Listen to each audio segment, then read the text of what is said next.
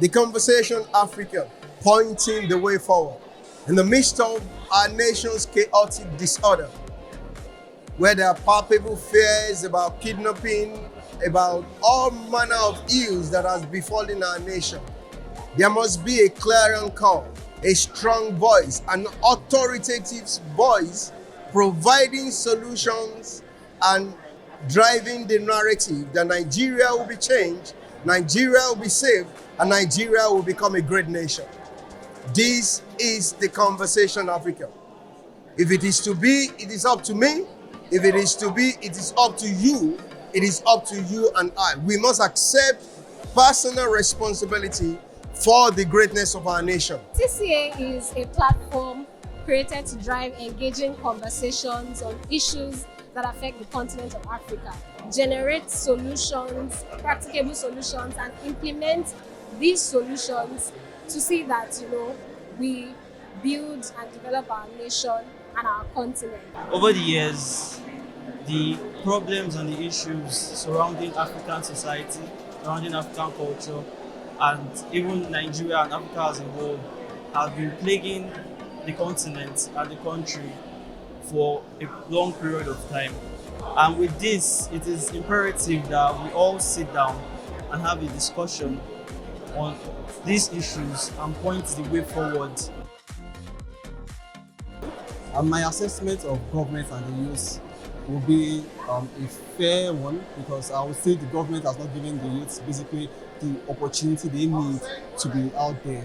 When I mean they're not giving the youth the opportunity to be out there, the government has not necessarily harnessed the skills and the talents of the youths. Take, for example, in the area of politics, in the area of arts and entertainment, we have a lot of youths that are out there who are doing creatively well. They are reeling out content for us. That we have youth that are doing so well in sports and entertainment. We have youth that are into acting and they are doing very well. But I believe that the government has not yet harnessed the strength and the vibe of this youth to be a source to the nation. What I think the government can do is that the government can create platforms that can ensure that the youth come together to use their strength, to use their skills. I think every young person now, with the awakening of everything going with the civil unrest, with NSAS, I think what's going on is everybody's tired and they've seen the same occurrence over and over again, and they're moving. They are going to Canada, they are going to UK, they're even going to places where there's racism is high, there's Romania, they're going everywhere because they feel like their potential is going to be maximized there. They know that at least if I get there, everything is based on merits wherever they go. There's no need to go behind doors or corruption and every other thing. So yes, they're not maximizing their potentials. Can a youth aspire to greatness, aspire to more funds, better education, and is aspiration just enough? Can they actually meet these targets of theirs? So let's just delve into a little bit of statistics, shall we? The unemployment rate as of 2020 was somewhere around 27.1%. And the unemployment rate as at 2021, as I currently speak to you, is at an alarming rate of 33.3%. 33.3% of the entire youth of the entire nation are unemployed. Now, it is very alarming. Our youth need opportunities. Slightly above 40% of the entire population of this country are youth. So it only makes sense that some specific allocation in the terms of infrastructure, in the terms of build up, in the terms of management has to be appropriated towards the youth. And honestly, if you can take a look around you, you see that is not the case. But then again, we trust and we wholly believe in a new Nigeria. A Nigeria where the youth will be able to have jobs, and the youth, because let's not get it twisted, yeah? The youth that creates jobs will have to still be stifled by factors like poor power supply, poor road network, very, very, very unstable security architecture that we have going on in the country. We've heard of killings, rumors of killings. Some of us have actually experienced it firsthand. And we all know that those are not thriving conditions for businesses to be established on?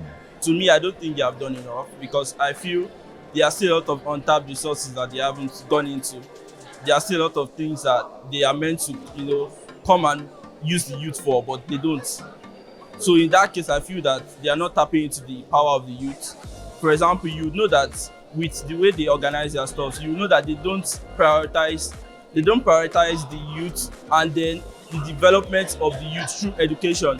One of the examples you can use for that, you'll be looking at the amount of money they spend in encouraging the youth, in developing the youth. The amount of the budget that goes into this part, that goes into education, you can see the amount of money that they put into these things. You can see that they don't prioritize the things. If you compare it to the other parts that they spend their money on, you can see that developing the youth through education and every other means, maybe learning the skill and all that, you will know that this is not their priority, and this is one of the things that I think they should change.